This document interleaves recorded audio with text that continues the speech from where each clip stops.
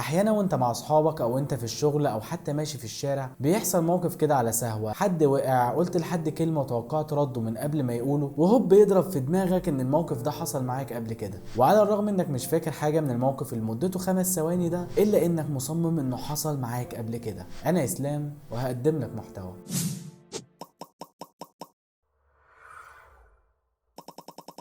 في الحقيقة انت قدام ظاهرة فسرها العلماء تفسيرات نفسية وتفسيرات طبية وتفسيرات تانية خالص تنتمي لما وراء الطبيعة، والظاهرة دي بتحصل ل 70% من البشر على الأقل مرة واحدة في حياتهم، بالأخص اللي بتتراوح أعمارهم بين ال 15 سنة وال 25 سنة. والظاهرة دي اسمها الديجافو أو وهم سبق الرؤية، حاجة انت حاسس انك شفتها قبل كده بس امتى وفين وازاي مش عارف، واللي سماها بالاسم ده الفيلسوف والكاتب الفرنسي إيميل بويريك في كتابه مستقبل علم النفس. الظاهرة دي على حسب ما بحثت فيها انا والعلماء ممكن تحصل في 3 حالات. الحاله الاولى موقف حصل معاك او قدامك قبل كده، ودي الحاله الاكثر انتشارا، والحاله دي بتحس فيها انك شفت الموقف ده قبل كده بس امتى وفين مش عارف، وممكن تتوقع حاجات وبالفعل تحصل بس انت ما زلت مش متذكر اي حاجه من اللي انت مجمعها في ذاكرتك. والحاله الثانيه احساس حسيت بيه قبل كده وبرضه نفس اللي بيحصل في الحاله الاولى. اما الحاله الثالثه بقى مكان زرته قبل كده، والحاله دي غريبه جدا ونادر ان هي تحصل لناس كتير، وفي الحاله دي بتروح مكان انت ما رحتوش قبل كده وبتمشي فيه وكأنك مش أول مرة تزوره، أو إنك تدخل بيت وتحس إنه مألوف بالنسبة لك وإنك جيت هنا قبل كده، وفي الحقيقة ده عمره ما حصل، وممكن توصف البيت كله ووصفك يطلع صح من غير ما تشوفه قبل كده. لحد دلوقتي مفيش تفسير صريح بيؤكد الظاهرة دي، ولكن في فرضيات عن حدوثها. في مجموعة من العلماء قالوا إن الظاهرة دي بسبب سرعة النظر، يعني عندك عين بتشوف أسرع من التانية فبتوصل لك إن الموقف ده حصل قبل كده،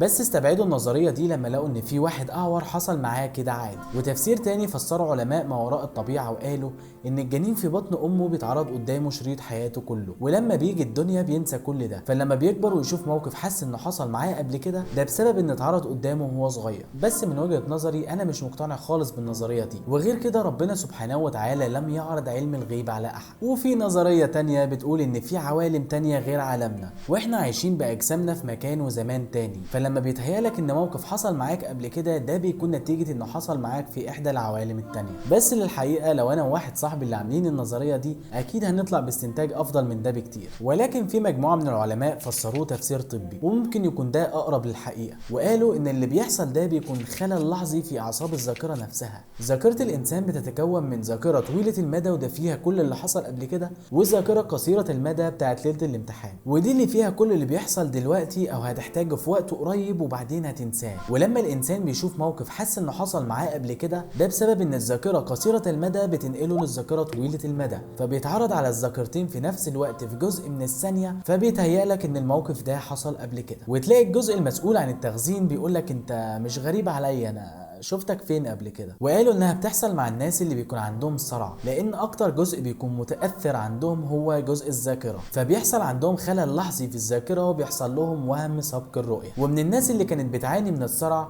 فان جوخ وسقراط وهرقليز ونابليون بونابرت، والسر في انها بتحصل للي عمرهم بين ال 15 وال 25 سنه ان الدوبامين عندهم بيكون عالي، فقالوا انها بتحصل بسبب الدوبامين، وربطوها بالدوبامين لما في احدى الحالات كان دكتور عمره 40 سنه، الدكتور ده جاله مرض واخد علاج يعالج مرضه بس كان بيزود نسبة الدوبامين في الجسم، فبدأ يحصل له ظاهرة الديجافو، ولما رجع لطبيعته وبطل ياخد العلاج ده ونسبة الدوبامين استقرت تاني في الجسم بطل يحس ان في حاجات حصلت معاه وحس ان هي حصلت قبل كده. كلها تفسيرات وفرضيات من خلاصة الباحثين في ظاهرة الديجافو، وليس تفسير دقيق يوضح سببها الحقيقي ايه، والفكرة من صعوبة دراستها هو انه شعور لحظي مش بتلحق تستنتج ايه اللي حصل فيه. فاطمن انت مش لوحدك اللي حصل معاك كده، فلو كنت من الناس اللي حصلت معاها ظاهرة الديجافو قول لي حصلت معاك كام مرة وكان وقتها عندك كام سنة، وساعد ان الفيديو يوصل لناس كتير مرت بنفس تجربتك. اتمنى ما كنتش ممل. سلام.